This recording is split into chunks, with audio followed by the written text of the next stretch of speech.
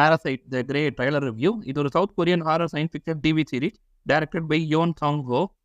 Hitoshi இவாக்கியின் Parasite என்ற manga தொடரின் நேரடி தழுவலாகும். இது வந்து பார்த்தீங்கன்னா விண்வெளியிலிருந்து விழும் மர்மமான ஒட்டுண்ணி உயிரினங்களின் புதுவை பற்றியது.